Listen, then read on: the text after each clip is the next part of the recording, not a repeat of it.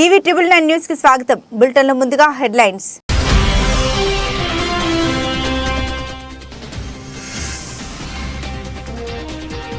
ఐఎంటీవీ news కి స్వాగతం. Bulletin లో ముందుగా హెడ్లైన్స్ చూద్దాం.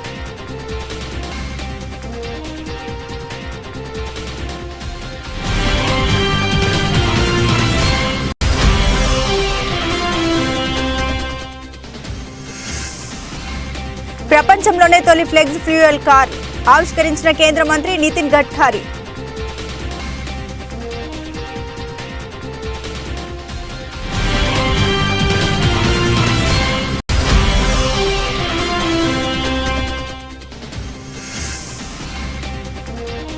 జగిత్యాల జిల్లాలో దారుణం. తల్లిదండ్రులు ఇంట్లో లేని సమయంలో 2 కుమార్తెల్లో ఒకరు మృతి.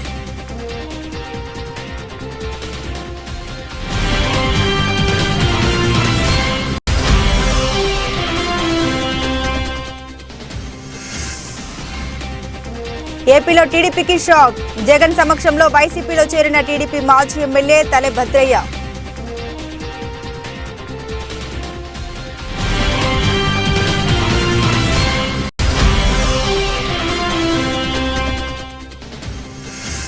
నర్సీపట్నంలో మెప్మా కార్యాలయంలో మహిళా సమైక్య సర్వసభ్య సమావేశం. ముఖ్య అతిథిగా పాల్గొన్న municipal chairperson Bodapati Subbalakshmi.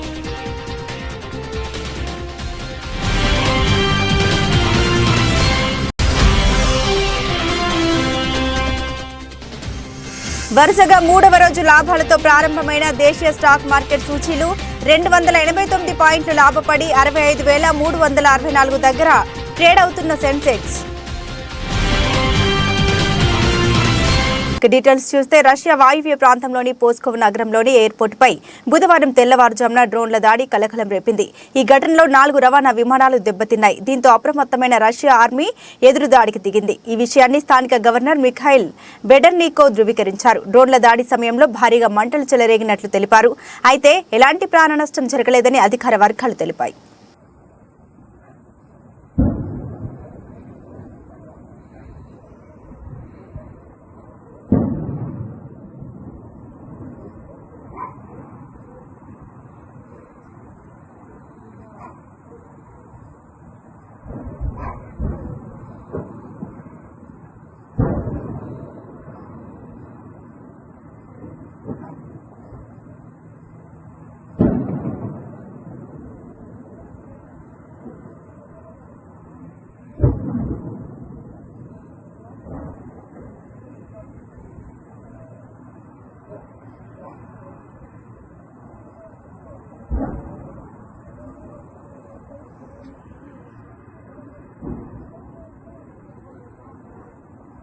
Боже, такой черный дым.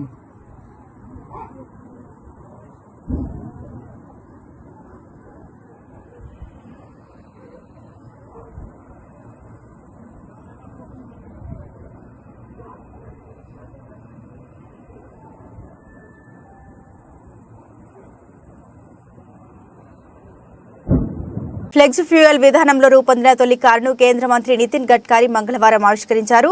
పెట్రోల్లో ethanol కలిపి ఇంధనంగా ఉపయోగించడమే ఫ్లెక్స్ విధానం. టయోటా ఇన్నోవా హైక్రాస్ కారుకు ఈ ఫ్లెక్స్ ఫ్యూయల్ టెక్నాలజీ అమర్చి BS6 స్టేజ్ 2 ప్రమాణాలను అనుగుణంగా తయారు చేశారు. భవిష్యత్తులో బైక్స్, ఆటోలు, ఈ రిక్షాలు 100% ఇథనాల్ వాహనాలుగా మారాలని కోరుకుంటున్నట్లు గడ్కరీ తెలియజేశారు.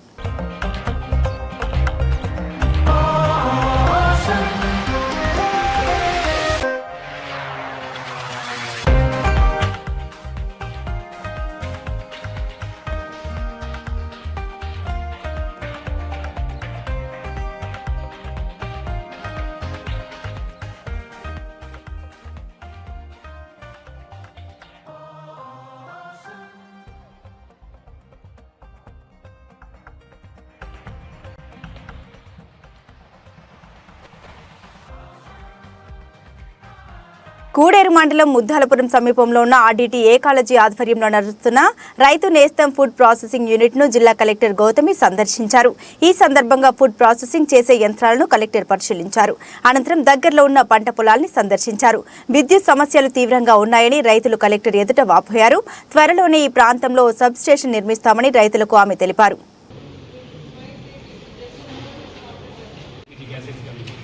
So it is most roasted. After malting, we are roasting.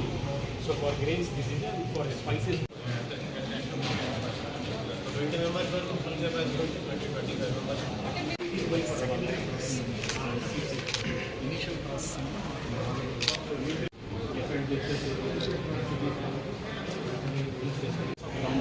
So that is the grades will be causing the higher one. And the other process who is doing so they are going for lower grades. So lower grades.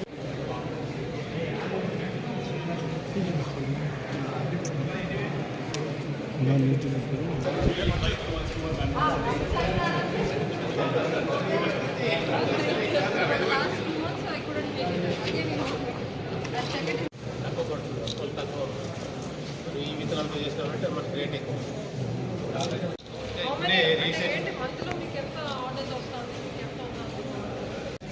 Maharashtra సెక్రటేరియట్లో మంగళవారం 6వ అంతస్తు నుండి రైతులు కిందకు దూకారు. మొదటి అంతస్తులోని రక్షణ వలయంలోకి దూకి తీవ్ర నిరసన తెలిపారు. వీరు అప్పర్ వార్ధా ఆనకట్ట కోసం భూమి కోల్పోయిన రైతులను తెలుస్తోంది. ఎక్కువ నష్టపరిహారం, నిర్వాసిత కుటుంబంలో ఒకరికి ప్రభుత్వ ఉద్యోగం ఇవ్వాలని రైతులు డిమాండ్ చేస్తున్నారు. నినాదాలు చేస్తూ ప్లకార్డులు ప్రదర్శిస్తూ ఆందోళన నిర్వహించారు.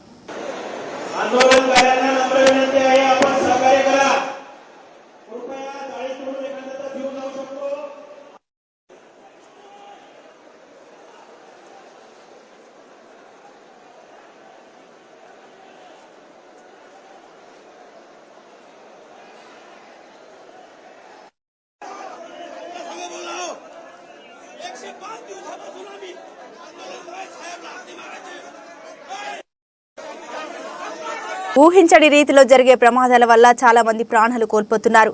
అదృష్టమో మరి ఇంకేదో కారణం వల్ల కొందరు ప్రమాదాల నుండి ఆశ్చర్యకరంగా తప్పించుకుంటారు. ఇదే కోవలో బెంగళూరు బీటీఎం లేఅవుట్లో ఓ యువతి మంగళవారం ఫోన్ మాట్లాడుతూ షాప్లో వస్తువులు కొనుగోలు చేస్తోంది. అదే సమయంలో ఓ కారు వేగంగా దూసుకువచ్చి యువతి పక్కనే గోడను బలంగా ఢీకొట్టింది. ఈ ప్రమాదంలో ఆమెకు ఏమీ కాలేదు. ಈ ವಿಡಿಯೋ ನೆಟ್ಟಿಂಟ ವೈರಲ್ అవుతోంది. ಅಲ್ಲ ಅದು ಆ ಥರ ಆಗುತ್ತೆ ಅಂತ ಗೊತ್ತಿಲ್ಲ. ರೋಡಲ್ಲಿ ಹೋಗಿ ಗಾಡಿ ರೋಡಲ್ಲಿ ಹೋಗುತ್ತೆ ಅಂತ ಆಯಮ್ಮ ಫುಟ್ಪಾತಲ್ಲಿ ನಡ್ಕೊಂಡ್ ಬಂದಿತ್ತು. ಸ್ಕೂಲ್ ಆಗಿದೆ ನೋಡಿ జగిత్యాల జిల్లాలో దారుణం చోటు చేసుకుంది. తల్లిదండ్రులు బంక శ్రీనివాస్, మాధవి ఇంట్లో లేని సమయంలో తమ ఇద్దరు కుమార్తెల్లో ఒకరు మృతి చెందగా మరొకరు అదృశ్యమైంది. కోరుట్ల పట్టణంలోని భీముని దుబ్బ ప్రాంతంలో పెద్ద కూతురు సాఫ్ట్వేర్ ఇంజనీర్ అయిన దీప్తి అనుమానాస్పద స్థితిలో మృతి చెందింది. కాగా ఆమె చెల్లెలు చందన కనిపించకుండా పోవడం కలకలం రేపింది. అయితే ఓ యువకునితో కలిసి చెల్లెలు అక్కను చంపినట్లు అనుమానిస్తున్నారు పోలీసులు. ఈ కేసు నమోదు చేసుకుని దర్యాప్తు చేపట్టారు.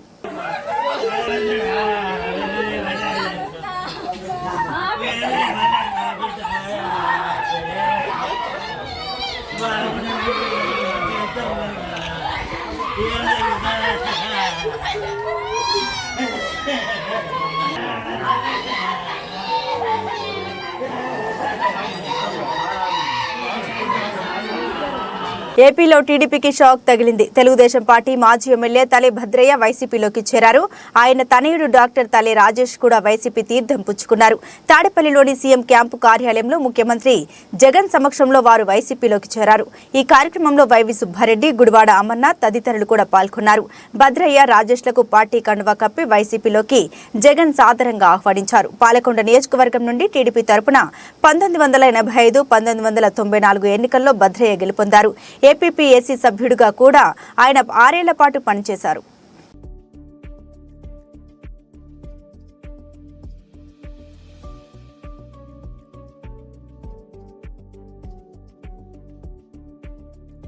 విశాఖ ఉక్కు పరిరక్షణ కోసం విశాఖలో అమర నిరాహార దీక్ష చేస్తున్న ప్రజాశాంతి పార్టీ అధ్యక్షుడు కేఏ పాల్ దీక్షను పోలీసులు భగ్నం చేశారు. వైద్య పరీక్షల నిమిత్తం కేజీహెచ్ కు మంగళవారం తరలించారు. ఈ నేపథ్యంలోనే పోలీసులకు కేఏ పాల్ వారి అనుచరుల మధ్య తోపులాట జరిగింది. కేఏ పాల్ కొద్దిసేపు కేజీహెచ్ వద్ద హల్చల్ చేశారు. పోలీసుల నుండి తప్పించుకునే యత్నం చేశారు.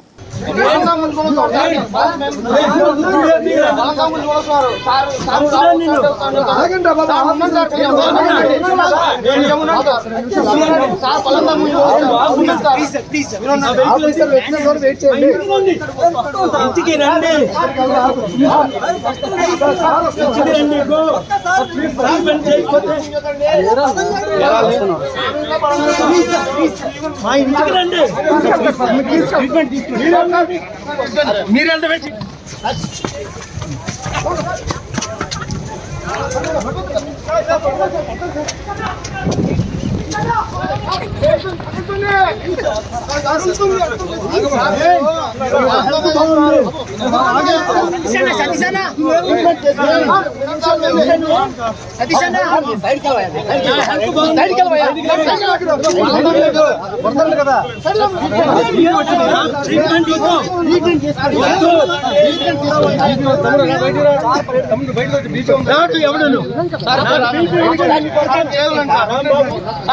నక్కపల్లి మండలం రాజేపేట తీరంలో బుధవారం ఉదయానికి సుమారు 30 మీటర్ల సముద్రం ముందుకొచ్చింది. తీరం ఒడ్డున బోట్లు నిలిపిన స్థలం వరకు కడలి కెరటాలు ఎగిసిపడుతున్నాయి. పౌర్ణమి కావడంతో అలల తాకిడి పోటు ఎక్కువగా ఉంటుందని మత్స్యకారులు తెలిపారు. ఇప్పటికే హెటెరో కాలుష్యం కారణంగా చేపల వేట సాగిస్తున్నా కనీసం డీజిల్ ఖర్చులు కూడా రావడం లేదని వారంతా ఆవేదన చెందుతున్నారు. అందుచేత బుధవారం చేపల వేటకు వెళ్లలేదన్నారు.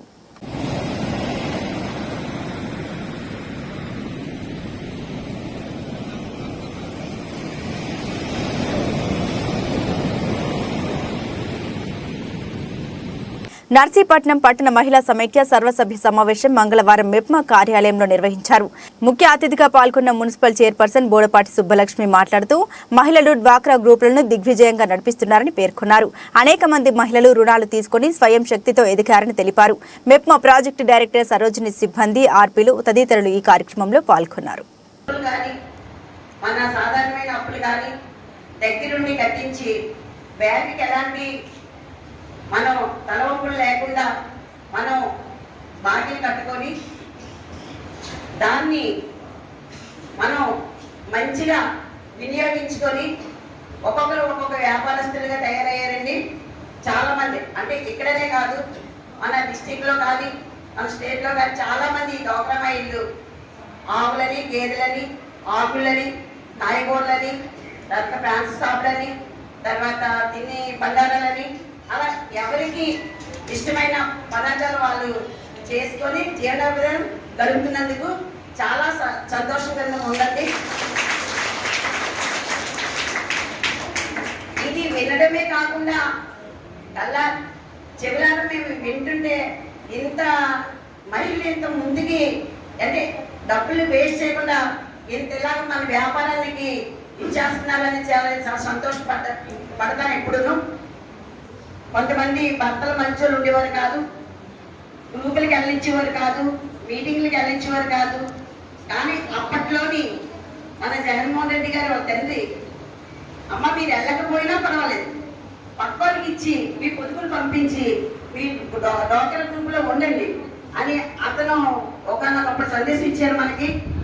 నేను కూడా గ్రూపులకి వెళ్ళకపోయినా సరే కానీ దగ్గరుండి ఎవరో పంపించేదాన్ని అంటే సమయం. అనకాపల్లి టీడీపీ నేత మలశాల భరత్ కుమార్ కుటుంబం వైఎస్ఆర్సీపీ గూటికి చేరింది. తాడేపల్లిలోని ముఖ్యమంత్రి క్యాంపు కార్యాలయంలో సీఎం వైఎస్ జగన్ సమక్షంలో అనకాపల్లి టీడీపీ నేత మలశాల భరత్ కుమార్ తల్లిదండ్రులు రమణారావు, విశాఖ డైరీ డైరెక్టర్ ధనమ్మ మాజీ ఎంపీపీ వైఎస్ఆర్సీపీలోకి చేరారు. ఈ సందర్భంగా భరత్ కుమార్తో పాటు గంగూపాం నాగేశ్వరరావు, మాజీ డీసీఎంఎస్ చైర్మన్ మలశాల కుమార్ రాజా, విశాఖ జిల్లా తెలుగు యువత ప్రధాన కార్యదర్శి తదితరులు వైఎస్ఆర్సీపీలోకి చేరారు. వీరికి సీఎం వైఎస్ జగన్ కండువాలు కప్పి పార్టీలోకి సాదరంగా ఆహ్వానించారు.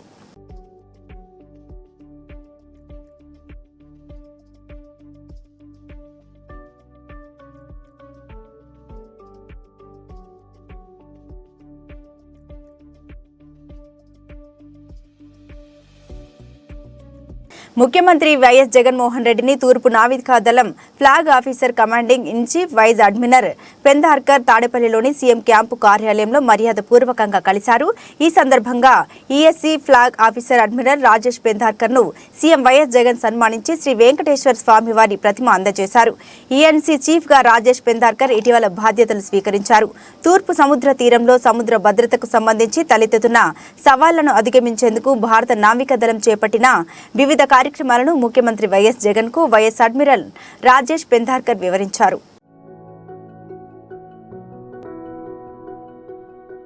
రక్షాబంధన్ సందర్భంగా ముఖ్యమంత్రి వైఎస్ జగన్మోహన్ రెడ్డికి రాష్ట్ర వైద్య ఆరోగ్య శాఖ మంత్రి విడుదల రజని రాఖీ కట్టారు. ఈ సందర్భంగా సీఎం వైఎస్ జగన్ మంత్రి రజనిని ఆశీర్వదించారు.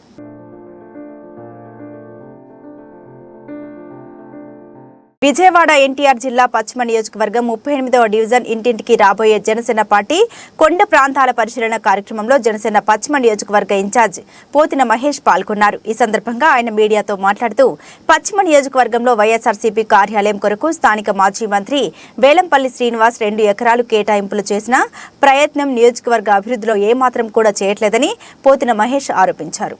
ప్రజలకు ఇచ్చినటువంటి సెంటు భూమిలో ఒక్కళ్ళకు కూడా ఇల్లు కట్టించలేనటువంటి నీలాంటి అసమర్థుడు పనికిమాలినాడు ఉత్తర కుమారులా మాట్లాడితే ప్రజలు ఊరుకోరని కూడా నేను హెచ్చరిస్తాను. ప్రజలు గ్రహించాలి. సితారా సెంటర్ దగ్గర కార్మికుల శాఖకు చెందినటువంటి భవనంలో 2 ఎకరాల వైసీపీ కార్యాలయం కట్టుకుంటున్నారు.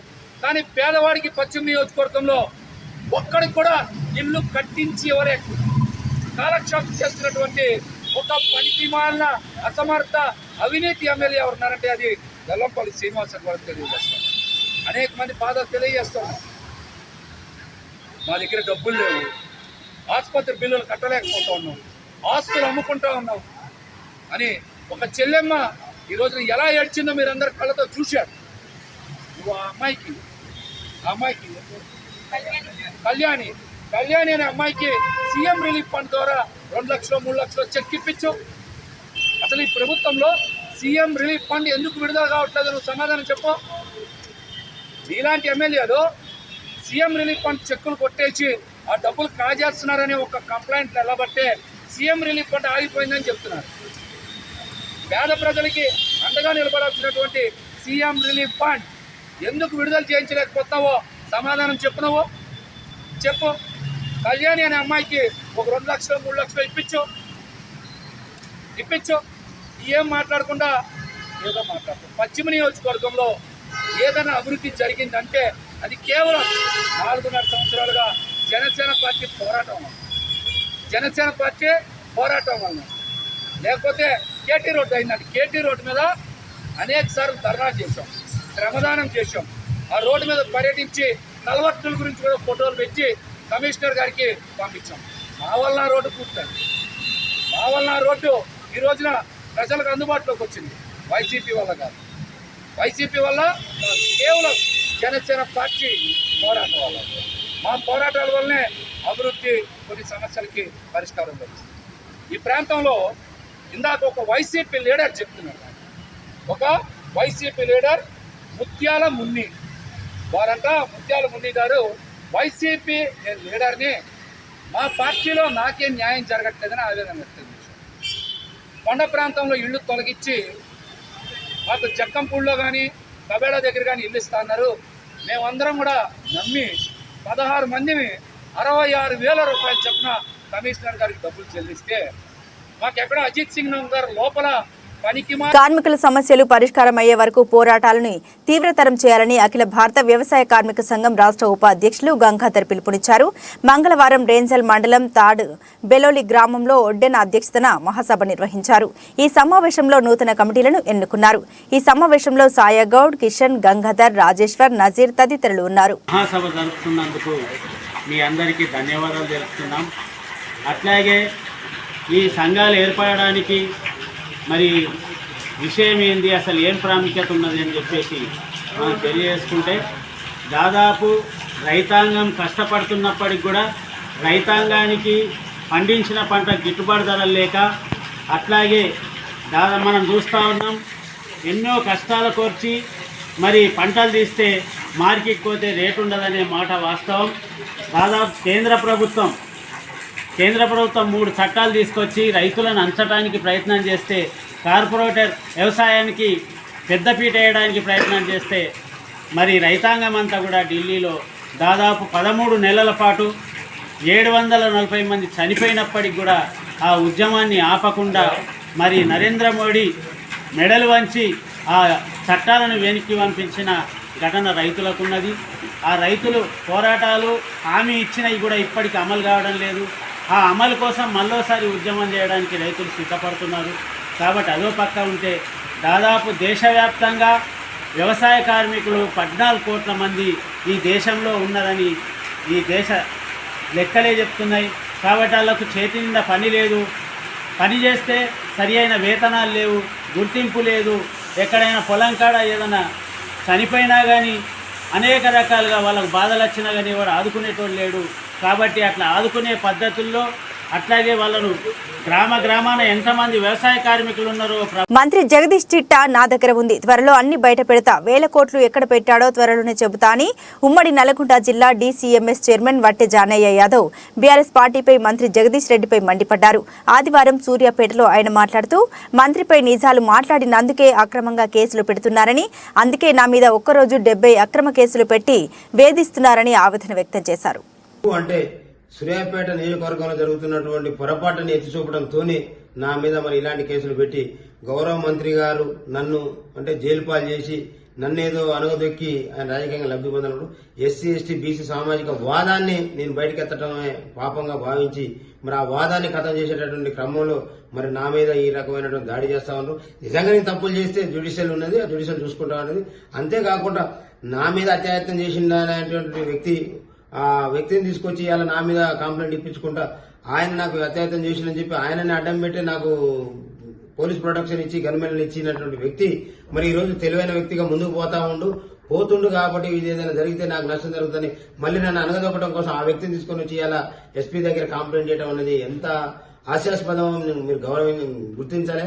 సూర్యాపేట నియోజకవర్గ ప్రజలకు మళ్లీ చెప్తా ఉన్నా, ఒట్టె జానే అనేటటువంటి వాడి వాదాన్ని అణిచివేయాలనే కుట్రతోని మరి నా మీద ఒకే ఒక రోజు 70 కేసులు పెట్టి పీడీ యాక్ట్ పెట్టి నన్ను జైలుకు పంపాలనేటటువంటి కుట్ర పొందుతున్నటువంటి జగదీష్ రెడ్డి గారికి మరి సూర్యాపేట నియోజకవర్గ ప్రజలందరూ కూడా బుద్ధి చెప్పాల్సినటువంటి అవసరం ఉంది. నిజంగా అందులో కనుక ఆ కేసులలో కనుక దమ్ముంటే, కేసులలో కనుక తప్పుంటే మీరు నాకు కూడా బుద్ధి చెప్పొచ్చు. ఆ కేసుల్ని విచారణ చేయడానికి పబ్లిక్ గా మీరు ఎక్కడ విచారణ చేస్తే అక్కడ విచారణకు నేను రావడానికి సిద్ధంగా ఉన్నా. అందులో నా ఇన్వాల్వ్మెంట్ ఉన్నా, నా తప్పున్నా, నేను దేనికైనా రెడీ, నా ఆస్తులు వదులుకోవడానికి కూడా రెడీ. కానీ నా వాదాన్ని మాత్రం వదులుకునేది లేదు. నేను ఈ ఎస్సీ ఎస్టీ బీసీ సామాజిక వర్గాన్ని కాపాడుకునే క్రమంలో ఎంతవరకైనా పోవడానికి సిద్ధంగా ఉన్నానని ఈ పత్రిక ముఖంగా తెలియజేస్తూ, ఇంకొకటి ఏంటంటే ఈ హత్య రాజకీయాలలో ఉన్నటువంటి వ్యక్తుల్ని ఇంకా వగైరాలు ఉన్నటువంటి వ్యక్తులందరినీ కూడా తీసుకుని వచ్చి ముందర పెట్టుకుని ఒక మంత్రి స్థాయిలో నా గురించి మాట్లాడి చేయడం అనేది దుర్మార్గం. సూర్యాపేట ప్రజలు దీన్ని గమనించాలి. నిజంగానే తప్పులు చేస్తే మీరు చర్చకు పిలవండి, నోస్తా. కానీ ఎన్నడూ 7-8 సంవత్సరాలు జరిగినటువంటిది ఈ ఒకే ఒక్క రోజు 70 కేసులు అంటే సూర్యాపేట ప్రజలారా మీరు ఆలోచన చేయండి. ఈయన సూర్యాపేటకు ఎమ్మెల్యే కాకముందు ఈయన బతికేంది, ఈయన పరిస్థితి ఏంది. ఆ కాన్స్టిట్యూన్సీ నేను వార్డు మెంబర్ కూడా గెలవలే. సూర్యాపేట నియోజకవర్గానికి వచ్చిన తర్వాత మనం 2 సార్లు ఎమ్మెల్యే చేస్తే ఇక్కడ ఎవడు ఉండొద్దని అందరినీ కూడా తొక్కి పడేసి నాలాంటి వాడు ఎందుకన్నా మన ప్రజలకు సేవ చేయాలనుకునే సందర్భంలో నాలాంటి తొక్కడం కోసం ప్రయత్నం చేసినటువంటి సందర్భాన్ని ఇక్కడ ఉన్నటువంటి ఎస్సీ ఎస్టీ రాకి ఈయన ఆర్థికమైనటువంటి మూలాలు కూడా అంటే ఆ రోజు కనీసం 100 రూపాయలు ఖర్చు పెట్టిన స్థితిలో ఇలా 1000 కోట్లు సంపాదించి ఈయన ఆస్తులు ఏందో ఈయనదేందో మనకు తెలియదా. ఈ ఆస్తుల మీద కూడా నా మీద మాట్లాడుతా ఉంటే నేను చేసిన తప్పులే ఉంటే ఓకే, ఓపెన్ గా నేను తప్పు తెలితే దేనికరే.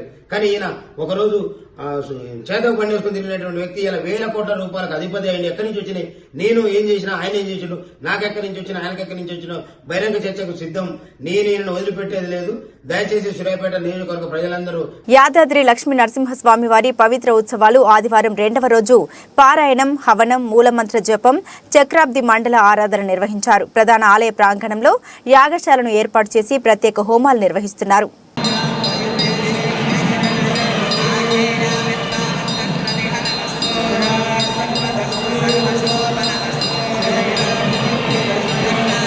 మాజీ మంత్రి తుమ్మల నాగేశ్వరరావును పాలేరు నియోజకవర్గం నేతలు కలిశారు. దమ్మపేట మండలం గండుగల్లిపల్లెలోని తన నివాసంలో భేటీ అయ్యారు. కూసుమంచి మండలానికి చెందిన కాంగ్రెస్ పార్టీ నాయకులు, ప్రజాప్రతినిధులు మర్యాదపూర్వకంగా కలిసి పాలేరు నియోజకవర్గం నుండి పోటీ చేయాలని కోరారు. ఖమ్మం జిల్లాలో మారుతున్న రాజకీయ సమీకరణాల నేపథ్యంలో కాంగ్రెస్ పార్టీలో చేరాలని సూచించారు.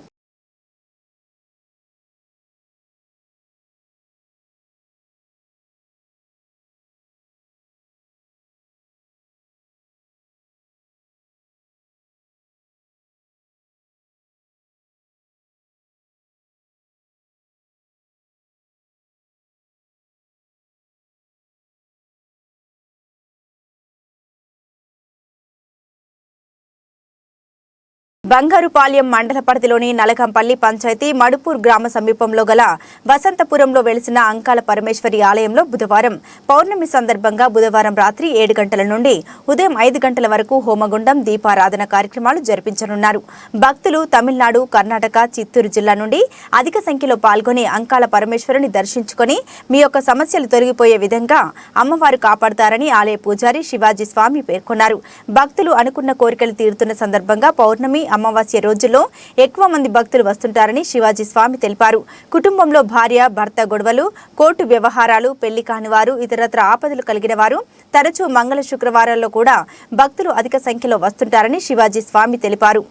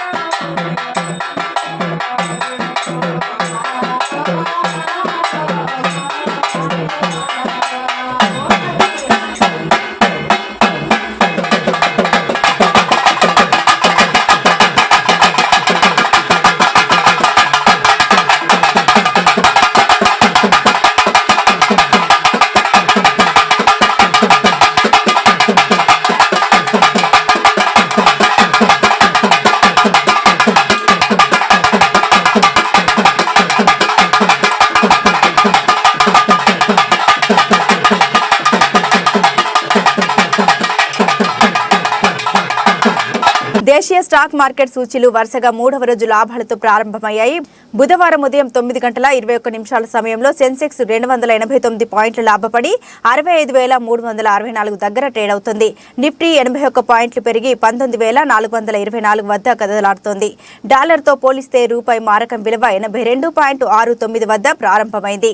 జియోఫిన్, టెక్ మహీంద్రా, టాటా స్టీల్, ఎల్ఎన్టీ షేర్లు లాభాల్లో ఉన్నాయి. పవర్ గ్రిడ్, ఎన్టీపీసీ షేర్లు నష్టాల్లో ఉన్నాయి.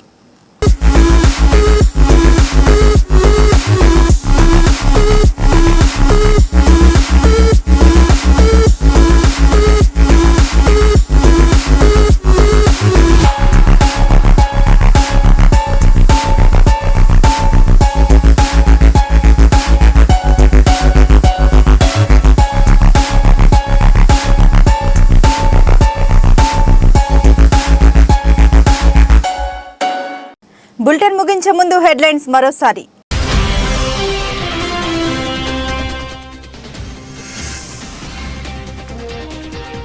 ఐఎంటీవీ న్యూస్ కి స్వాగతం. బులెటిన్ ముందుగా హెడ్లైన్స్ చూద్దాం.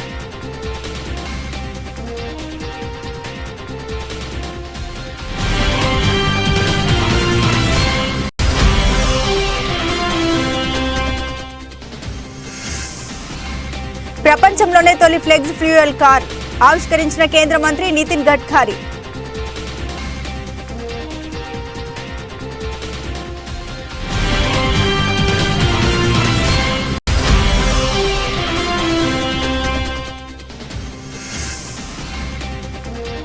జగిత్యాల జిల్లాలో దారుణం. తల్లిదండ్రులు ఇంట్లో లేని సమయంలో 2 కుమార్తెల్లో ఒకరు మృతి.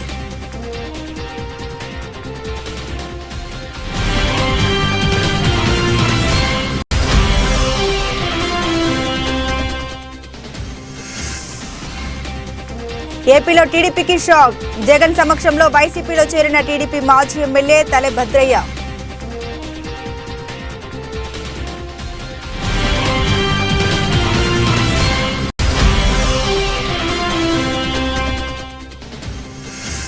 నర్సీపట్నంలో మెప్మా కార్యాలయంలో మహిళా సమైక్య సర్వసభ్య సమావేశం. ముఖ్య అతిథిగా పాల్గొన్న మున్సిపల్ చైర్పర్సన్ బోడపాటి సుబ్బలక్ష్మి.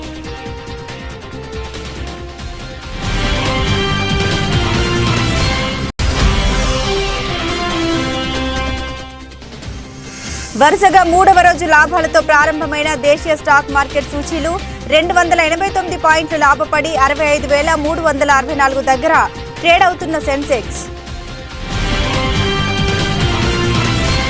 ఇవి బులెటిన్లోని విశేషాలు. మరో బులెటిన్తో మళ్ళీ కలుసుకుందాం. సెలవు.